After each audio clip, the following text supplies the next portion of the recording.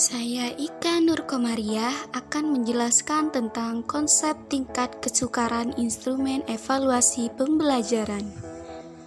Tingkat kesukaran atau kesulitan dalam instrumen evaluasi pembelajaran diartikan sebagai ukuran yang menunjukkan bahwa apakah soal yang diujikan termasuk mudah, sedang, atau sulit. Tingkat kesukaran ini dapat diperoleh dari peserta didik dalam menjawab butir-butir soal evaluasi, bukan dari tenaga pendidik. Maksudnya, peserta didik mengerjakan terlebih dahulu soal-soal yang telah disajikan, kemudian dari hasil pengerjaan tersebut akan diperoleh tingkat kesukaran dari instrumen pembelajaran. Tingkat kesukaran ini dapat diketahui dengan melihat besar kecilnya angka yang menyimbolkan tingkat kesukaran dari soal evaluasi tersebut. Hal ini dinyatakan dengan angka indeks kesukaran butir soal atau difficulty index. Indeks kesukaran butir soal ini disimbolkan dengan huruf P atau kepanjangan dari proportion. P dapat diukur dengan indeks angka mulai 0,00 sampai 1,00. Jika nilai P sama dengan 0,00, maka butir soal yang diujikan tergolong sulit, sebab tidak ada satupun peserta didik yang dapat menjawabnya dengan benar dan tepat. Sebaliknya, jika nilai P sama dengan 1,00, maka butir soal yang diujikan tergolong terlalu mudah, sebab semua peserta didik dapat menjawabnya dengan benar dan tepat. Daryanto menyatakan bahwa butir soal evaluasi yang baik adalah butir soal yang tergolong tidak terlalu mudah dan tidak terlalu sulit. Soal yang berkualitas baik dan efektif diasumsikan dengan adanya keseimbangan. Keseimbangan yang dimaksud adalah perbandingan kategori soal yang mudah, sedang, dan sulit. Keseimbangan ini dapat diperoleh dari dasar atau landasan pembelajaran. Nah, kapan sih P itu ditentukan? Penentuan suatu proporsi atau P ini dilakukan pada saat kesepakatan penentuan desain dan tujuan pembelajaran. Lalu, apa sih manfaat dari mengetahui tingkat kesukaran soal? Nah, tingkat kesukaran soal dapat bermanfaat bagi pendidik dan pengajaran dan pengujian. Bagi pendidik, tingkat kesukaran soal bermanfaat untuk mengenalkan konsep terhadap pembelajaran ulang dan memberi masukan kepada peserta didik terhadap hasil pengerjaan soal, serta mendapatkan informasi tentang kurikulum dan atau menaruh curiga terhadap soal-soal yang bias. Adapun manfaat bagi pengajaran dan pengujian ialah sebagai pengenalan konsep yang dibutuhkan untuk diajarkan ulang, sebagai suatu tanda kelebihan dan kelemahan kurikulum, memberikan masukan kepada siswa sebagai suatu tanda untuk mengetahui soal-soal yang bias dan menyusun tes yang ketepatan data soal. Adapun tindakan setelah mengetahui tingkat kesukaran soal, maka dilakukan yang pertama, apabila soal terkategori baik, maka sebaiknya segera dimasukkan di bank soal, sehingga dapat disajikan lagi dalam tes-tes berikutnya. Apabila soal terkategori terlalu sukar, maka sebaiknya pertama dibuang dan tidak disajikan kembali pada tes berikutnya. Kedua, diteliti kembali untuk mengetahui penyebab hal tersebut. Ketiga, dipakai untuk tes seleksi yang ketat bagi kelulusan peserta didik yang berkemampuan tinggi. Nah, apabila soal terkategori mudah, maka sebaiknya pertama dibuang dan tidak disajikan kembali pada tes berikutnya. Kedua, diteliti kembali untuk mengetahui penyebab hal tersebut. Ketiga, dipakai untuk tes seleksi yang sifatnya lebih longgar. Seperti yang telah kita ketahui, bahwa umumnya jenis soal dapat digolongkan menjadi dua, yakni soal pilihan ganda dan soal esai. Untuk mengukur tingkat kesukaran soal pilihan ganda dan esai akan dijelaskan oleh Saudari Nisa. Perkenalkan, nama saya Nisa Nur Aini dengan NIM 1902 1040 2029. Jenis soal dapat digolongkan menjadi dua, yakni soal pilihan ganda dan soal esai. Tingkat kesukaran soal pilihan ganda dapat diukur dengan rumus sebagai berikut. P sama dengan NP dibagi N. Keterangannya, P sama dengan proporsi atau indeks kesukaran. NP sama dengan jumlah peserta didik yang dapat menjawab soal dengan benar dan tepat. N adalah jumlah seluruh peserta didik yang menjawab soal. Contoh, Dana dapat menjawab soal nomor 1, 2, 4, dan 5. Skor yang didapat Dana adalah 4. Dari tabel di atas dapat diketahui ada 5 peserta didik yang mengerjakan soal yang berjumlah 5 soal. Dari kelima siswa tersebut terdapat 3 orang yang menjawab soal dengan benar. Maka, indeks kesukaran dapat dihitung dengan P sama dengan 3 dibagi 5, sama dengan 0,6, artinya sedang. Dari tabel di atas dapat diperoleh hasil 1. Soal nomor 1 memiliki tingkat kesukaran sedang. 2.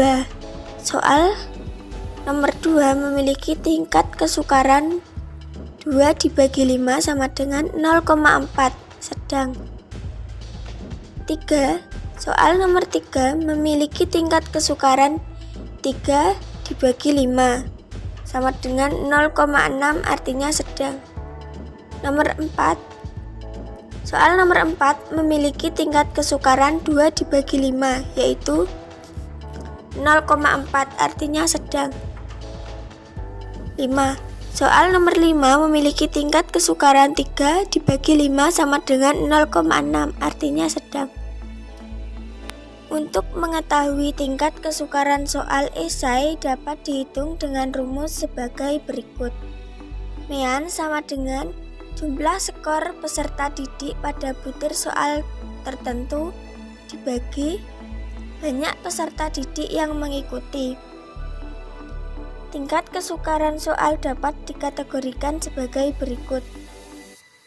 0,00 sampai 0,30 adalah soal tergolong sukar. 0,31 sampai 0,70 soal tergolong sedang. 0,71 sampai 1,00 adalah soal tergolong mudah.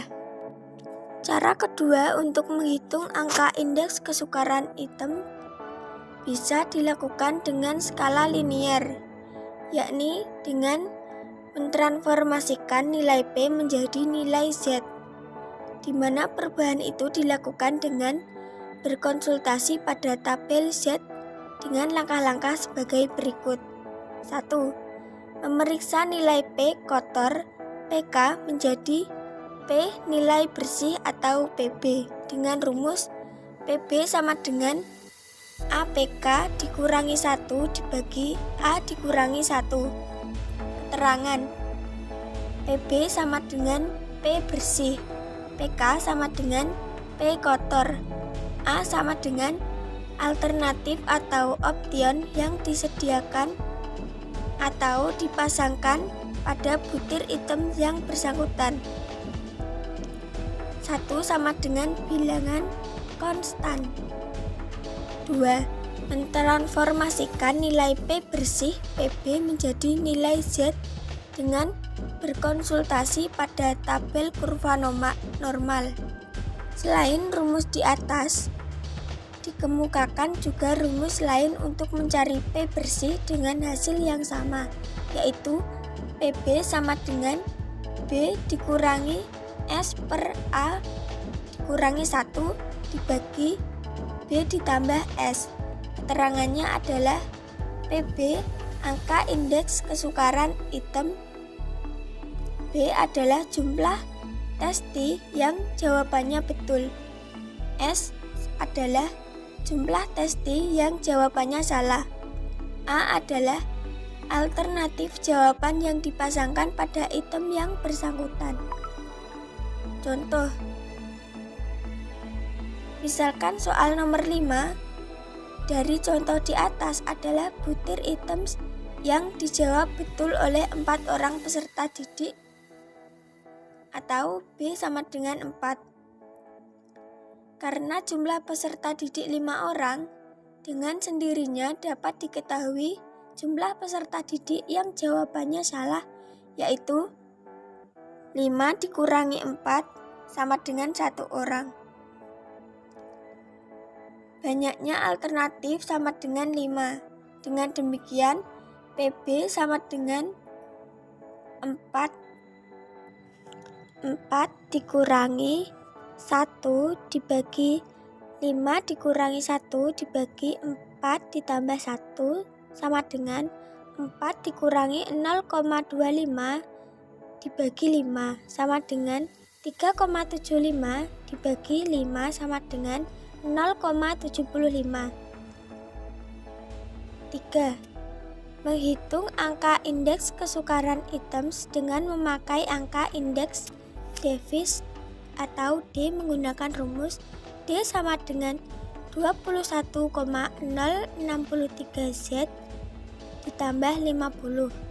Kelebihan dari rumus ini adalah akan terhindar dari tanda negatif atau tanda minus, seperti yang kemungkinan terjadi apabila menggunakan skala kesukaran linear. Perkenalkan, nama saya Qurratun Nabila dan NIM 190210402042. Saya di sini akan menjelaskan mengenai daya beda instrumen evaluasi pembelajaran. Menurut Alfat dan Fatimah, daya pembeda merupakan suatu kemampuan pada setiap soal yang diberikan untuk dapat membedakan siswa yang menguasai materi atau tidak menguasai materi. Sedangkan menurut Zainul, daya beda yaitu indeks yang dapat menunjukkan kemampuan butir soal dalam membedakan tingkat prestasi siswa yang mengikuti tes. Dengan begitu, dapat disimpulkan bahwa daya beda merupakan kemampuan yang dimiliki setiap soal yang diujikan guna menggolongkan siswa berdasarkan tingkat penguasaan materinya.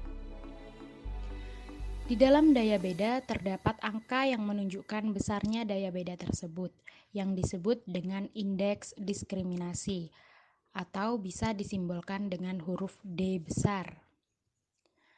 Indeks diskriminasi berkisar antara 0,00 hingga 1,00.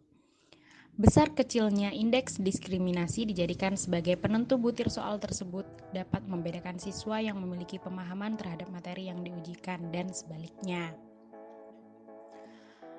Pada indeks diskriminasi ini terdapat kemungkinan akan muncul nilai negatif pada hasil akhirnya.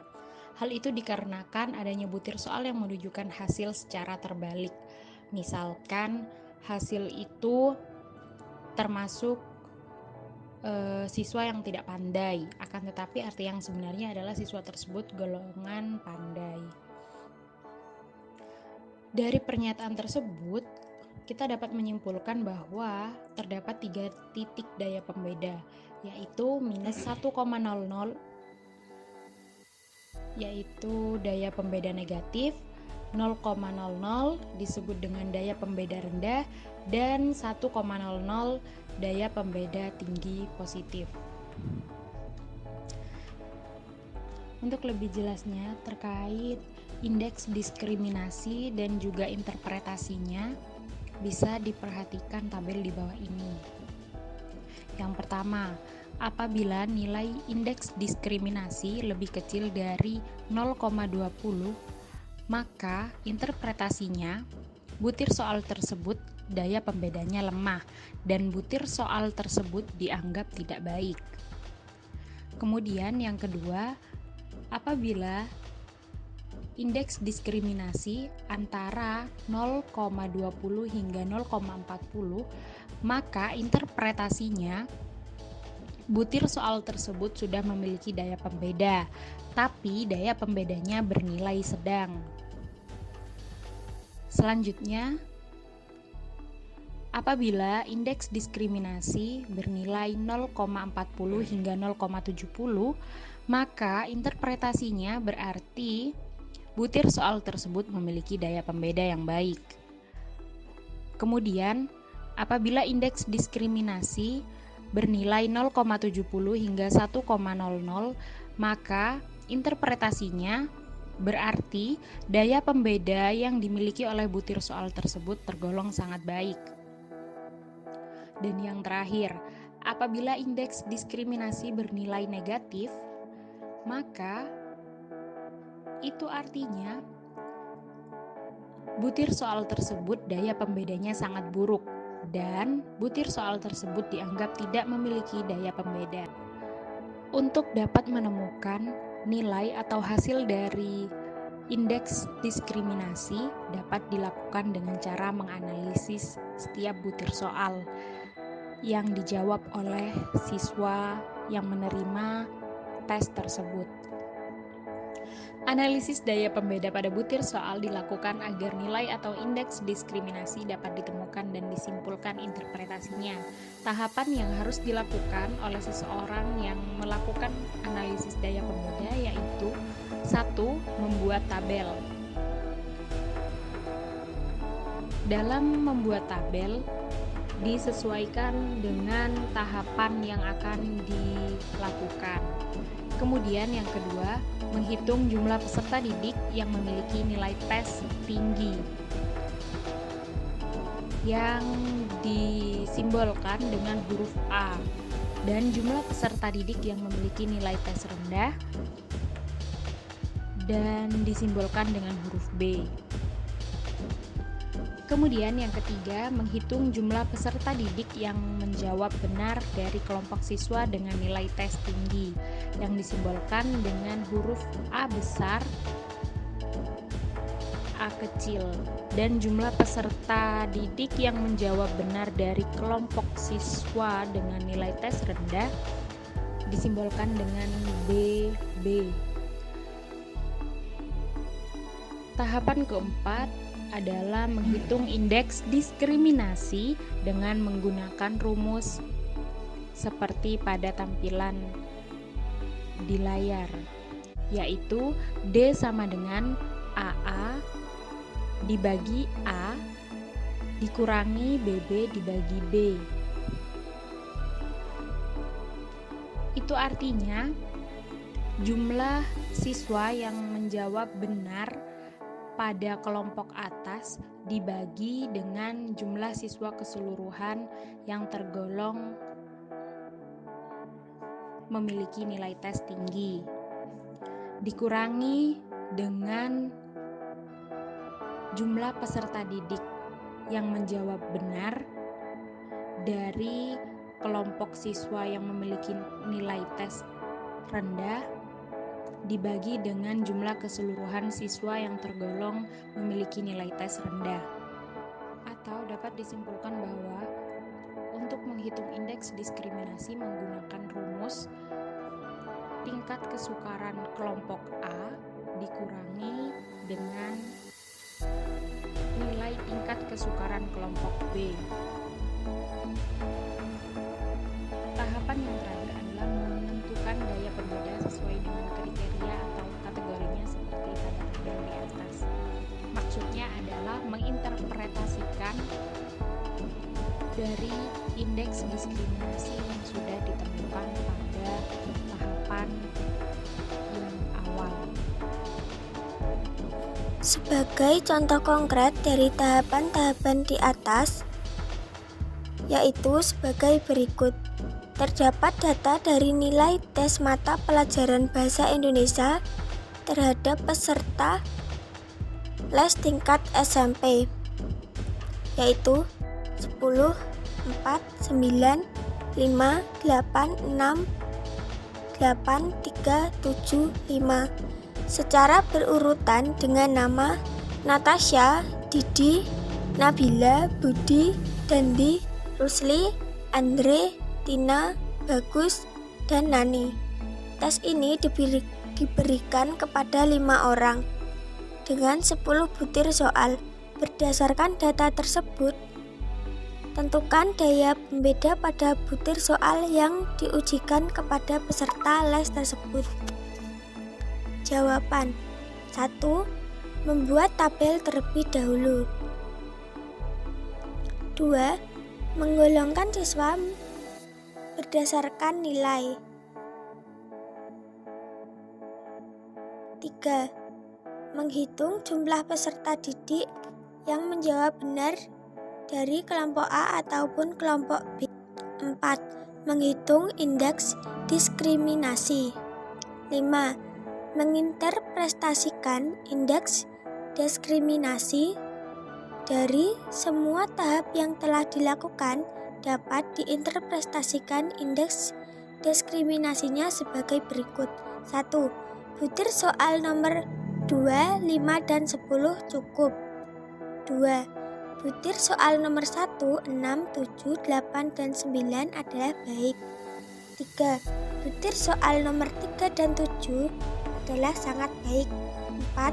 Butir soal nomor 4 adalah buruk.